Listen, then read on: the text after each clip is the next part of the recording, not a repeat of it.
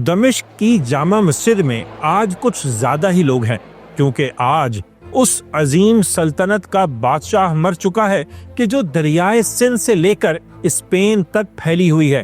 اب سب کو انتظار ہے کہ 1.5 کروڑ اسکوائر کلومیٹرز پر پھیلی دنیا کی اس سب سے بڑی ریاست کا نیا سربراہ کون ہوگا۔ آخری خلیفہ کی وصیت ایک بند لفافے میں ہے، جسے کھولا گیا اور جیسے ہی منبر سے نئے خلیفہ کے نام کا اعلان ہوا، ایک شور مچ گیا۔ خلیفہ نے نہ اپنے بیٹے کا نام لکھا تھا، نہ پوتے کا، نہ بھائی کا، بلکہ جس کا نام تھا وہ خود مسجد کے ایک کونے میں حیران و پریشان کھڑا تھا۔ وہ خوف سے کانپ رہا تھا، زار و قطار رو رہا تھا، اور پھر اس کی زبان سے ایک ہی جملہ نکلا: خدا کی قسم، میں نے اس تخت کی کبھی خواہش نہیں کی۔ دنیا کی سب سے بڑی سلطنت کا تخت، جس کے لیے باپ بیٹوں کو، بھائی بھائیوں کو قتل کر رہا تھا، بلکہ آل رسول صلی اللہ علیہ وسلم کو بھی مظلومانہ انداز میں شہید کیا جا رہا تھا، تو یہ کون تھا جو یہ عہدہ ملنے پر رو رہا تھا؟ آج دریچہ پر کہانی ہے اس باغی کی جس نے نظام کے خلاف بغاوت کی، جو تخت پر بیٹھا، آنن فانن سب کچھ بدل دیا، اور صرف 2.5 سال بعد اس کا انتقال ہو گیا۔ آج تک کہا جاتا ہے کہ اسے اپنے ہی خاندان نے مار دیا تھا، لیکن کیوں؟ آخر کوئی خاندان اپنے سب سے بہترین خلیفہ کو کیوں مارے گا؟ بس یہی کہانی ہے حضرت عمر بن عبدالعزیز کی، 5ویں خلیفہ راشد، نجیب بنو امیہ، وہ کہ جنہیں عمر ثانی کہا جاتا ہے، یعنی حضرت عمر فاروق رضی اللہ عنہ کے بعد آنے والے دوسرے عمر۔ عمر بن عبدالعزیز کی رگوں میں تاریخ کے 2 بہت بڑے خاندانوں کا خون دوڑ رہا تھا۔ والد عبدالعزیز بن مروان بنو امیہ کی طرف سے مصر کے بہت ہی پاورفل گورنر تھے، اور والدہ ام عاصم لیلا وہ کوئی عام خاتون نہیں تھی، بلکہ دوسرے خلیفہ سیدنا عمر فاروق رضی اللہ عنہ کی سگی پوتی تھیں۔ اور آپ کو پتہ ہے ام عاصم کے والد کی شادی کیسے ہوئی تھی؟ ضرور پتہ ہوگا، کیونکہ یہ حضرت عمر فاروق رضی اللہ عنہ کے دور کا بڑا ہی مشہور واقعہ ہے۔ ہمیں کمنٹس میں یہ واقعہ ضرور بتائیں۔ تو ایک طرف بنو امیہ کی عظیم الشان ریاست، دولت اور طاقت، اور دوسری طرف عمر فاروق کا عدل اور خوف خدا۔ ان دونوں کے ملاپ سے ایک ایسا انسان پیدا ہوا جس نے آگے چل کر تاریخ کا دھارا موڑ دیا۔ لیکن ایک منٹ، اگر آپ یہ سمجھ رہے ہیں کہ عمر بن عبدالعزیز بچپن ہی سے کوئی فقیر یا درویش انسان تھے، تو ایسا بالکل نہیں ہے۔ خلیفہ بننے سے پہلے عمر بن عبدالعزیز کا لائف اسٹائل تو بالکل ویسا ہی تھا جیسا بنو امیہ کے کسی شہزادے کا ہوتا تھا، بلکہ ان کی امارت، ان کی نزاکت اور شاندار زندگی کی تو مثالیں دی جاتی تھی۔ مدینہ کے نوجوان ان کے فیشن کو کاپی کرتے تھے۔ یہ وہ زمانہ تھا جب 1000 درہم کا جوڑا بھی عمر بن عبدالعزیز کو پسند نہیں آتا تھا، لیکن علماء کی صحبت اور تعلیم میں بیٹھ کر اور 25 سال کی عمر میں مدینہ کا گورنر بننے کے بعد وہ آہستہ آہستہ بدلنے لگے۔ یہ عہدہ پاتے ہی سب سے پہلے انہوں نے اعلان کیا کہ وہ تنہا فیصلے نہیں کریں گے، اور شہر کے 10 بڑے فقیہ اور عالم لوگوں پر مشتمل ایک کونسل یعنی شورا بنا ڈالی، اور پھر مشورے سے حکومت کا آغاز کر دیا۔ جی ہاں، ایک ایسے دور میں جب بنو امیہ کا گورنر ہونے کی سگنیچر کوالٹی ہوتی تھی ظالم ہونا۔ عراق میں حجاج بن یوسف تھا، مصر میں قرہ بن شریک، مکہ میں خالد بن عبداللہ قسری، اور خود مدینہ میں عمر بن عبدالعزیز سے پہلے عثمان بن حیان تھا، جو کسی سے ڈھکے چھپے نہیں۔ لیکن جب عمر بن عبدالعزیز مدینہ آئے تو یہ شہر دنیائے اسلام کے مظلوموں کا ٹھکانہ بن گیا۔ جو بنو امیہ کے ظالم گورنروں سے تنگ ہوتا تو اسے پناہ مدینے میں ہی ملتی۔ یہی وجہ ہے کہ حجاج نے خلیفہ ولید بن عبد الملک کو شکایت کر دی، اور یوں عمر بن عبدالعزیز مدینہ کی گورنری سے ہٹا دیے گئے۔ صرف 29 سال کی عمر میں انہوں نے اپنی زندگی کا اہم ترین سبق سیکھ لیا کہ ظالموں کے خلاف کھڑے ہونے اور مظلوموں کو پناہ دینے کی قیمت کیا ہوتی ہے۔ آپ کو اپنا عہدہ، اپنا اقتدار، سب کچھ قربان کرنا پڑتا ہے۔ لیکن عمر بن عبدالعزیز کو اس سے بھی زیادہ افسوس مدینہ چھوڑنے کا تھا۔ شہر چھوڑتے ہوئے اپنے غلام سے کہا مجھے ڈر ہے کہ ہم ان لوگوں میں شامل نہ ہو جنہیں مدینہ اپنے اندر سے نکال دیتا ہے۔ وہ رسول اللہ صلی اللہ علیہ وسلم کی اس حدیث کی طرف اشارہ کر رہے تھے کہ مدینہ لوہار کی بھٹی کی طرح ہے جو اپنی میل کچیل کو دور کر دیتی ہے اور کھرے پاکیزہ مال کو رکھ لیتی ہے۔ یعنی عمر بن عبدالعزیز کو سیاسی دباؤ کی وجہ سے عہدے سے ہٹائے جانے اور اپنی سیاسی ہار کا کوئی غم نہیں تھا، بلکہ وہ تب بھی سمجھ رہے تھے کہ میری روحانی کیفیت ایسی نہیں کہ مدینہ مجھے قبول کرتا۔ انہیں خوف تھا کہ کہیں مجھ میں کوئی ایسی برائی تو نہیں کہ اللہ نے مجھے شہر سے نکال دیا۔ بہرحال تب کوئی نہیں جانتا تھا کہ جس سلطنت نے عمر بن عبدالعزیز سے مدینہ کی گورنری چھینی ہے وہی کچھ سال بعد گورنری نہیں خلافت ہی ان کے قدموں میں ڈال دے گی۔ یہ سن 717 تھا جس میں سلیمان بن عبد الملک کا انتقال ہو گیا۔ آپ نے دریچہ کی ویڈیوز میں اب تک سلیمان بن عبد الملک کا ذکر کئی بار سنا ہوگا، محمد بن قاسم کی ویڈیو میں، طارق بن زیاد کی ویڈیو میں، قتیبہ بن مسلم کی ویڈیو میں، اور ہر بار یہی بات دہرائی گئی کہ ان کے دور میں اسلامی تاریخ کے ان بڑے فاتحین کے ساتھ بہت ظلم کیا گیا۔ لیکن سلیمان بن عبد الملک کا ایک کارنامہ ایسا ہے جو ان تمام چیزوں پر بھاری ہے، وہ یہ کہ انہوں نے اپنی زندگی میں ہی عمر بن عبدالعزیز کو اگلا خلیفہ نامزد کر دیا تھا۔ جی ہاں، اس دور میں جب سب اپنوں کو نواز رہے تھے، سلیمان نے اپنے بھائیوں کو نہیں، بیٹوں اور پوتوں کو نہیں، بلکہ اپنے چچا زاد عمر بن عبدالعزیز کو چنا۔ لیکن کیوں؟ اس انتخاب کی سب سے بڑی وجہ تھے سلیمان بن عبد الملک کے سیکرٹری رجا بن حیوہ۔ وہی تھے کہ جنہوں نے سلیمان کو کہا تھا کہ اگر کوئی خلیفہ اپنی قبر کا بھلا چاہتا ہے تو لازم ہے کہ اپنے بعد کسی نیک آدمی کو خلیفہ بنا کر جائے۔ یہی وجہ ہے کہ سلیمان نے عمر بن عبدالعزیز کے حق میں وصیت لکھی اور اسے سیل کر دیا، حکم دیا کہ اسے میرے مرنے کے بعد ہی تمام لوگوں کے سامنے کھولا جائے، اور جب جامع مسجد دمشق میں یہ وصیت کھولی گئی تو کوہرام مچ گیا۔ عمر بن عبدالعزیز نئے خلیفہ بن گئے۔ لیکن ایک منٹ، اس وصیت کا ایک اور پارٹ بھی تھا جو سمجھیں ایک ٹکنگ ٹائم بوم تھا، وہ یہ کہ عمر بن عبدالعزیز کے بعد نیکسٹ خلیفہ کا نام بھی لکھا ہوا تھا، یزید بن عبد الملک۔ آخر سلیمان نے ایسا کیوں کیا؟ اس کی وجہ انہوں نے خود اپنی زندگی میں رجا بن حیوہ کو بتا دی تھی کہ اگر میں نے ایسا نہ کیا تو بہت فتنہ پیدا ہو جائے گا۔ یعنی انہوں نے دو الگ خاندانوں کو خوش کرنے کے لیے ایسا فیصلہ کیا جو ریاست کو کسی مشکل میں نہ ڈالے۔ یہی بادشاہت کے نظام کا بنیادی مسئلہ ہے۔ خاندان کے اندر ٹوٹ پھوٹ کا خوف سلیمان پر حاوی ہو گیا اور وہ ایک اچھا فیصلہ کر کے بھی اسے خراب کر گیا۔ بہرحال خلافت کا عہدہ عمر بن عبدالعزیز کے لیے بڑی آزمائش بننے والا تھا۔ وہ منبر پر آئے اور کہا، اے لوگو، مجھ سے پوچھے بغیر یہ ذمہ داری میرے کندھوں پر ڈال دی گئی ہے۔ نہ تو مجھے اس کی طلب تھی اور نہ ہی اس بات پر مسلمانوں سے مشورہ لیا گیا ہے۔ میں نے تم لوگوں کی وہ بیعت جو تم نے میرے ساتھ کی تھی ختم کی، اب تم جس کو چاہو خلیفہ چن لو۔ جی ہاں، خلافت راشدہ کے ختم ہونے کے بعد یہ پہلا موقع تھا کہ کسی نے کہا کہ مجھے مسلمانوں سے مشورہ لیے بغیر چن لیا گیا ہے، میں اس کا حقدار نہیں۔ اور یہی وہ بات ہے جس کی وجہ سے لوگ حضرت عمر بن عبدالعزیز کو 5واں خلیفہ راشد کہتے ہیں، اور اسی لیے مولانا ابوالعلا مودودی نے انہیں اسلام کا پہلا مجدد کہا۔ یہاں تو مسئلہ کھڑا ہو گیا، وصیت میں جس بندے کا نام ہے وہ تو عہدے لینے کو ہی تیار نہیں۔ یہ اتنی کمال کی بات تھی کہ مسجد میں بیٹھے سب لوگوں نے کہا کہ ہم نے آپ ہی کو چن لیا ہے۔ یوں خلافت کا بوجھ حضرت عمر بن عبدالعزیز کے کندھوں پر ہی آ گیا۔ وہ پھر منبر پر بیٹھے اور ایک تاریخی تقریر کی، کہا، جو چیز اللہ نے حلال کر دی وہ قیامت تک حلال ہے۔ اللہ کی قسم، میں کسی کو ناجائز نہ دوں گا اور نہ کسی کا جائز حق روکوں گا۔ جو اللہ کی اطاعت کرے اس کی اطاعت واجب ہے، اور جو اللہ کی نافرمانی کرے اس کی کوئی اطاعت نہیں۔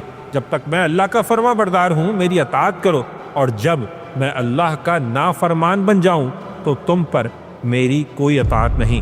عمر بن عبدالعزیز نے خلافت راشدہ کے معیارات زندہ کر دیے، صرف باتوں سے نہیں بلکہ عمل سے۔ مسجد سے باہر نکلے تو شاہی سواری آ گئی، ویسی ہی سواری کہ جیسی انہوں نے بھی تمام زندگی استعمال کی ہوگی۔ لیکن آج کا دن ذرا مختلف تھا۔ عمر بن عبدالعزیز ایک لمحے کے لیے رکے، سواری دیکھی اور پھر قدم اپنے خچر کی طرف بڑھا دیے۔ یہ پہلا قدم تھا جو خاندان کے خلاف اٹھ چکا تھا، اور عمر بن عبدالعزیز کو اچھی طرح معلوم تھا کہ اب انہیں کبھی معاف نہیں کیا جائے گا۔ اب وہ کام شروع ہونے والے تھے جنہوں نے بنو امیہ کے نظام کی بنیادیں ہلا دیں۔ مسلم تاریخ کا سب سے بڑا اور سخت کریک ڈاؤن شروع ہو گیا۔ لوگ عموماً کہتے ہیں، اور تاریخ کی کتابوں میں بھی یہی لکھا ہے، کہ خلافت ملنے کے بعد حضرت عمر بن عبدالعزیز کے فاروقی خون نے جوش مارا ہوگا، لیکن حقیقت بتاؤں تو یہ ان کے مقام کو گھٹانے والی بات ہے۔ صرف خون سے کچھ نہیں ہوتا۔ اگر ایسا ہوتا تو دنیا کی تاریخ بالکل مختلف ہوتی۔ اصل بات تو یہ ہے کہ حضرت عمر بن عبدالعزیز نے جو قدم اٹھایا، اچھی طرح سوچ سمجھ کر، اس کے پروز اینڈ کونس کو جانتے ہوئے اور یہ سمجھتے ہوئے کہ اس کے کانسیکوینسز کیا ہوں گے، اور یہی بات ان کی شخصیت کو، ان کے اقدامات کو اور شاندار بناتی ہے۔ جب کوئی نتائج کو جانتا ہو، اسے معلوم ہو کہ مصیبتوں کے پہاڑ ٹوٹ پڑیں گے، لیکن پھر بھی حق کے راستے پر قدم اٹھائے، تو اسی کو عظیم کہتے ہیں۔ تو اس خاندان میں کہ جہاں جو بادشاہ بنتا سب سے پہلے اپنی طاقت مضبوط کرتا، قریبی لوگوں کو نوازتا، عمر بن عبدالعزیز نے وہ کیا کہ جسے ہم آج کی زبان میں بولیں تو گلچ ان دی میٹرکس والی بات تھی۔ انہوں نے نظام کے خلاف، اپنے خاندان اور ظالم اور کرپٹ ایلیٹ کے خلاف بغاوت کر دی۔ وہ اشرافیہ کہ جس نے ریاست کو اپنی جاگیر سمجھ لیا تھا، گھر کی لونڈی بنا رکھا تھا، جس نے عوام کے حقوق پر ڈاکہ ڈال کر سب کچھ اپنے لیے جمع کر رکھا تھا، بلکہ تاریخ اسلام لکھنے والے شاہ معین الدین ندوی نے کہیں بہتر الفاظ استعمال کیے ہیں کہ جب سے اسلامی خلافت نے شخصی سلطنت کا قالب اختیار کیا تھا، اس وقت سے اس میں مستبد حکومتوں کی تمام برائیاں آ گئی تھیں، مذہبی روح کمزور پڑ گئی تھی، رعایا کی آزادی ختم ہو گئی تھی، جمہور کی آواز دب گئی تھی، بیت المال ذاتی خزانہ تھا جو ہر طرح کی جائز اور ناجائز آمدنیوں سے بھرا جاتا تھا اور اسی بدعنوانی کے ساتھ صرف کیا جاتا تھا۔ شاہی خاندان کے ارکان اور امراء کے قبضے میں کروڑوں روپے کی جاگیریں تھیں، عمال و حکام کے افعال و اعمال پر کوئی احتساب اور مواخذہ نہ تھا، اور اس قبیل کی وہ تمام برائیاں جو عموماً شخصی حکومتوں میں ہوتی ہیں، اموی حکومت میں موجود تھیں، اور اسلامی خلافت کی حقیقی روح بالکل مردہ ہو گئی تھی۔ یہ تھے وہ حالات کہ جن میں عمر بن عبدالعزیز خلیفہ بنے، اور جیسے ہی یہ عہدہ ملنے کے بعد پہلی بار گھر پہنچے، بڑے بیٹے عبد الملک بن عمر نے پوچھ لیا، یا امیر المؤمنین، اب آپ کا کیا ارادہ ہے؟ آپ نے جواب دیا، تھوڑی دیر آرام کرنا چاہتا ہوں۔ بیٹے نے کہا، آپ کو یقین ہے آپ اس وقت تک زندہ رہیں گے جب تک لوگوں کا حق واپس نہ کر دیں؟ یہ سن کر تو نیند ہی اڑ گئی۔ بیٹے کو گلے سے لگایا، ماتھا چوما اور سیدھا جامع مسجد میں پہنچے، جہاں بنو امیہ کو دی گئی ناجائز زمینوں اور جاگیروں کے ڈاکیومنٹس منگوائے۔ ایک ایک دستاویز کو نکالا جاتا، ایک اہلکار بلند آواز میں بتاتا کہ یہ کس کی جاگیر ہے، اور پھر عمر بن عبدالعزیز اسے کینچی سے کاٹ دیتے۔ انہوں نے اپنی اور اپنے خاندان کی تمام زمینیں یا تو بیت المال میں جمع کروا دیں یا پھر اپنے اصل مالکان تک پہنچا دیں۔ اس مسجد میں ایک اور آدمی بھی موجود تھا جس کا نام اسی وصیت میں لکھا تھا، 30 سال کا یزید بن عبد الملک، جو اگلا خلیفہ بننا تھا۔ آج جو جاگیریں کینچی سے کٹ رہی تھیں، ان میں اس کے اپنے خاندان کی جاگیریں بھی تھیں، لیکن اسے عمر بن عبدالعزیز سے لڑنے کی ضرورت نہیں تھی، اسے تو بس انتظار کرنا تھا۔ بہرحال خاندان کی جائیدادیں حقداروں تک پہنچانے کے بعد عمر بن عبدالعزیز نے اپنے گھر کا رخ کیا۔ سب سے پہلے اپنی تمام تر جائیداد سے دستبردار ہو گئے، یہاں تک کہ اپنی انگوٹھی کا نگینہ تک واپس کر دیا، اور تو اور اپنی تلوار کے دستے پر لگی ہوئی چاندی بھی اتروا دی اور لوہے کا دستہ بنوا لیا۔ پھر اپنی بیوی، ایک خلیفہ کی بیٹی، دوسرے خلیفہ کی بہن اور تیسرے خلیفہ کی بیوی فاطمہ بنت عبد الملک سے زیورات لے لیے اور بیت المال یعنی سرکاری خزانے میں جمع کروا دیے۔ کیوں؟ کیونکہ حضرت عمر بن عبدالعزیز کے نزدیک یہ ہار غریب مسلمانوں کے ٹیکس سے خریدا گیا تھا، ان پر ظلم سے حاصل کیا گیا تھا۔ اس کے بعد بہت سے واقعات ہیں، سرکاری تیل سے چلنے والے چراغ کو بجھانے کا واقعہ، ایک مسیحی شہری کو زمین واپس دلانے کا واقعہ۔ میں واقعات کی تفصیل میں جانا نہیں چاہتا، بس یہ بتانا چاہتا ہوں کہ عمر بن عبدالعزیز نے کیسا اسٹینڈرڈ قائم کر دیا تھا۔ اسی لیے تو بنو امیہ کے شہزادوں کی نیندیں اڑ گئیں، جو ریاست بلکہ خلافت کو اپنی جاگیر سمجھتے تھے، لیکن عمر بن عبدالعزیز اچھی طرح جانتے تھے کہ وہ کیا کر رہے ہیں. وہ ایک قدم بھی اس سٹینڈرڈ سے پیچھے نہیں ہٹے، یہاں تک کہ انہیں کھلی دھمکیاں دی گئیں. کہا جاتا ہے کہ ایک اموی شہزادے عباس بن ولید نے انہیں ایک خط لکھا تھا جس میں کہا گیا تھا آپ نے پچھلے خلفاء کو بھلا دیا ہے اور ان کے طریقے سے ہٹ کر چل رہے ہیں، ان کے کارناموں کو گھٹا رہے ہیں اور ان کی اولادوں کو ذلیل کرنے کے لیے ان کے کارناموں کو مظالم کہہ رہے ہیں. آپ نے جائیدادیں بیت المال میں جمع کروا دی جو کھلم کھلا ظلم، ناانصافی اور زیادتی ہے. اگر اس ظلم کو ختم نہیں کیا تو آپ کو منبر پر اطمینان سے بیٹھنا نصیب نہیں ہوگا. یہ کھلی دھمکی غالباً صرف عباس کی طرف سے نہیں ہوگی، اس کے پیچھے کئی لوگ ہوں گے جو عمر بن عبدالعزیز کو جھکانے کے لیے ہر طریقہ آزمانا چاہ رہے ہوں گے. لیکن جس بندے کے پاس سب سے بڑا ریزن تھا وہ خاموش تھا، اگلا خلیفہ یزید بن عبد الملک. بہرحال اس دھمکی کا جواب اسی زبان میں دینے کی ضرورت تھی. عمر بن عبدالعزیز نے جواب دیا، اور کیا خوب دیا، کہ ہلاکت ہو تیرے لیے اور تیرے باپ کے لیے. روز قیامت تمہارے خلاف کتنے زیادہ لوگ ہوں گے، آخر کب تک حق سے پیٹھ پھیرتے رہو گے. لیکن ان کا سب سے بڑا کارنامہ صرف لوگوں کو ان کی زمینیں واپس دلانا نہیں تھا، بلکہ عالم اسلام کے اس زخم پر مرہم رکھنا تھا کہ جس نے مسلمانوں کو فرقوں میں کاٹ کر رکھ دیا تھا.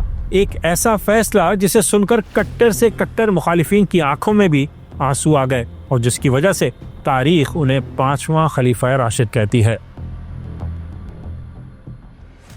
جب کوئی بھی ریاست عصبیت میں مبتلا ہو جائے، چاہے خاندانی ہو، لسانی ہو یا مسلکی، تو امت کو وہ زخم ملتے ہیں کہ نسلوں تک ان سے خون بہنا رکتا نہیں. بنو امیہ کے دور میں ایک بہت ہی افسوسناک پالیسی یہ تھی کہ مساجد کے ممبروں سے جمعے کے خطبوں کے دوران حضرت علی رضی اللہ تعالی عنہ اور اہل بیت کے خلاف نامناسب الفاظ کا استعمال کیا جاتا تھا.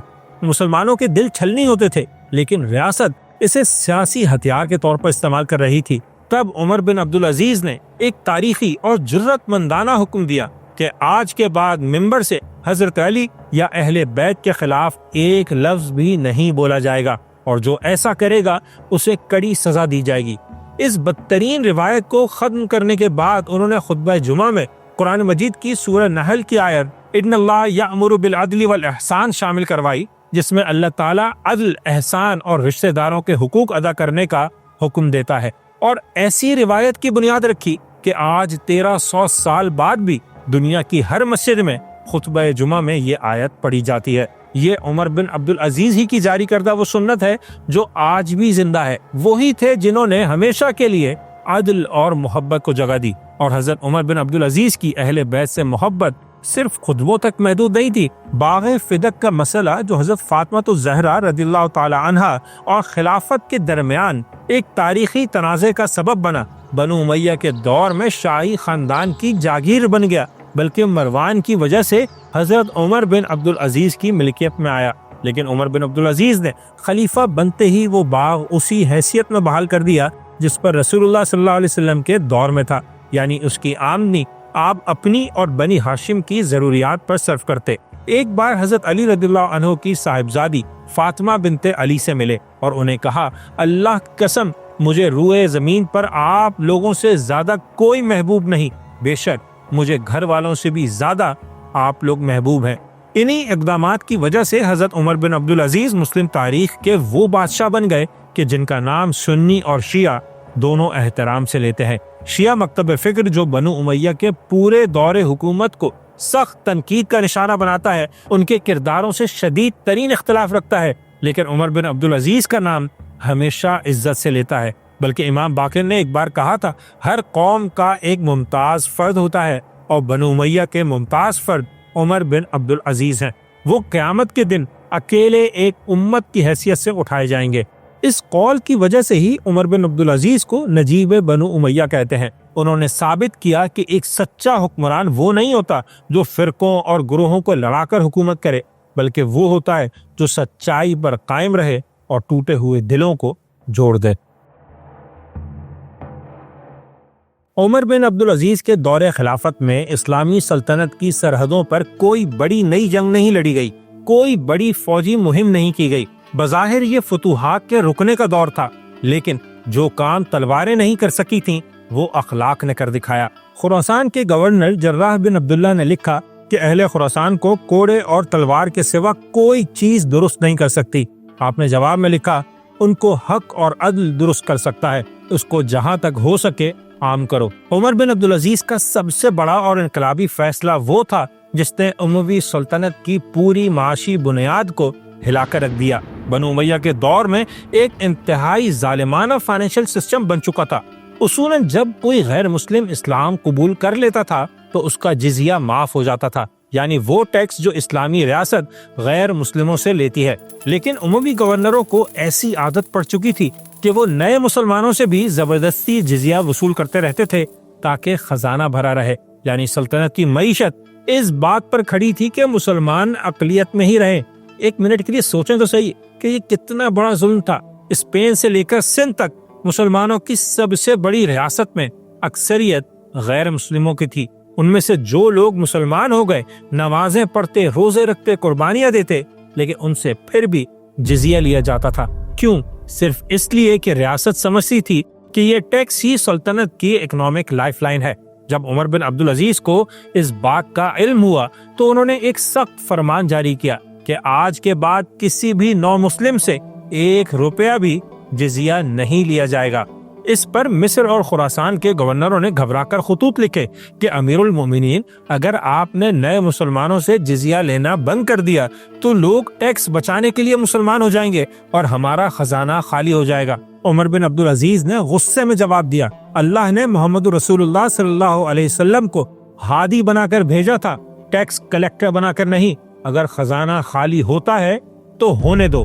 یہاں تک کہ ایک خط کا جواب ان الفاظ میں دیا، اللہ کی قسم میں چاہتا ہوں کہ سب انسان اسلام میں داخل ہو جائیں، یہاں تک کہ میں اور تم کھیتی باڑی کر کے اپنے ہاتھ کی کمائی کھائیں۔ عمر ثانی عمر فاروق رضی اللہ عنہ کے اس قول کی زندہ علامت بن گئے تھے کہ ماؤں نے تو اپنے بچوں کو آزاد جانا تھا، تم نے کب سے انہیں غلام بنانا شروع کر دیا۔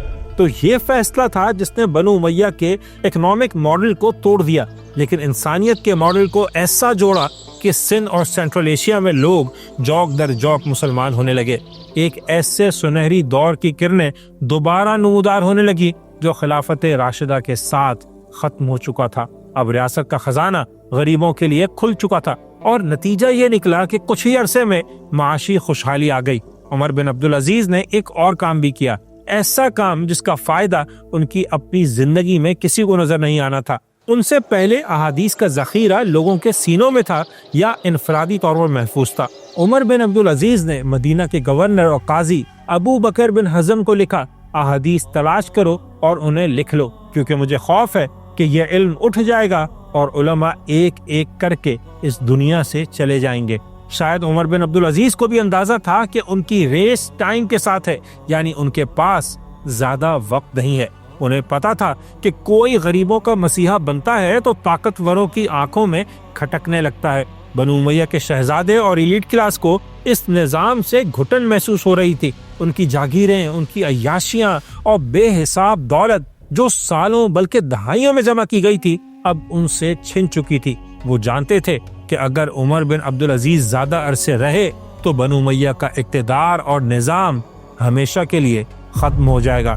وہ ان سے ڈائریکٹ لڑنے کی ہمت تو نہیں کر سکتے تھے کیونکہ عوام اور فوج خلیفہ سے محبت کرتی تھی، اس لیے انہوں نے تاریخ کا سب سے پرانا، خاموش اور بزدلانہ ہتھیار چنا۔ سال 720 عمر بن عبدالعزیز کو خلافت کی ذمہ داری سنبھالے ہوئے ابھی مشکل سے 2.5 سال ہی گزرے تھے۔ اب تک انہوں نے وہ کر دکھایا تھا جو بڑی بڑی سلطنتیں اور فوجیں صدیوں میں نہیں کر پاتی، لیکن یہی کامیابی ان کی موت کا پروانہ بن چکی تھی۔ وہ مختصر عدالت کے بعد صرف 39 سال کی عمر میں انتقال کر گئے۔ کچھ مورخین اسے طبی موت کہتے ہیں، خلافت کی ذمہ داریوں کے بوجھ اور سب سے بڑھ کر اپنے سب سے عزیز بیٹے عبد الملک کی اچانک وفات کی وجہ سے۔ جی ہاں، وہی بیٹا کہ جس نے باپ کو آرام سے بیٹھنے نہ دیا اور ناحق قبضہ کی گئی زمینوں کو ان کے اصل مالکان تک پہنچانے میں مدد کی تھی، عمر بن عبدالعزیز کی زندگی میں ہی صرف 19 سال کی عمر میں انتقال کر گیا۔ ایک طرف خلافت کی بھاری ذمہ داریاں، دوسری طرف خاندان کا بڑھتا دباؤ اور تیسری طرف بیٹے کی موت کا صدمہ۔ ہو سکتا ہے عمر بن عبدالعزیز کی وفات کا سبب یہی ہو لیکن بہت سے ہسٹورینز کا کہنا ہے کہ یہ ایک قتل تھا۔ ان کے خیال میں بنو امیہ کے شہزادوں نے ایک خوفناک پلان بنایا۔ عمر بن عبدالعزیز کے ایک خادم کو 1000 دینار کی بھاری رشوت دی اور اسے اس بات پر راضی کر لیا کہ وہ خلیفہ کے کھانے کی کسی چیز میں زہر ملا دے۔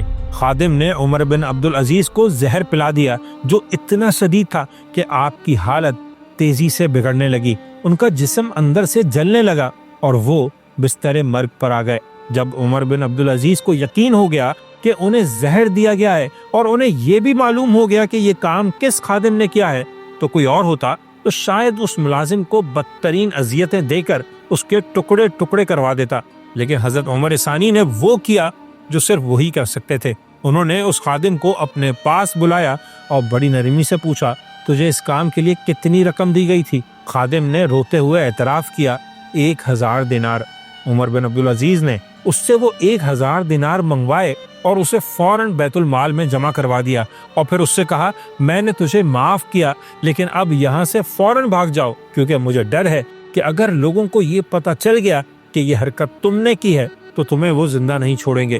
ایک منٹ کے لیے سوچیں، ایک بندہ اپنی جوانی کے عروج پر، اپنی طاقت کے عروج پر، اپنی حکومت کے عروج پر صرف اور صرف ایک ملازم کی بے وقوفی اور لالچ کی وجہ سے بستر مرگ پر تڑپ رہا تھا، لیکن اس حال میں بھی وہ قاتل کی جان بچانے کی کوشش کر رہا تھا کہ کہیں کوئی اسے مار نہ دے۔ یہ حضرت عمر ثانی کی زندگی کا آخری فیصلہ تھا، جو کوئی سیاسی فیصلہ نہیں تھا، بلکہ اس بات کا ثبوت ہے کہ انہوں نے اقتدار کو کبھی اپنی ذات کے لیے استعمال نہیں کیا۔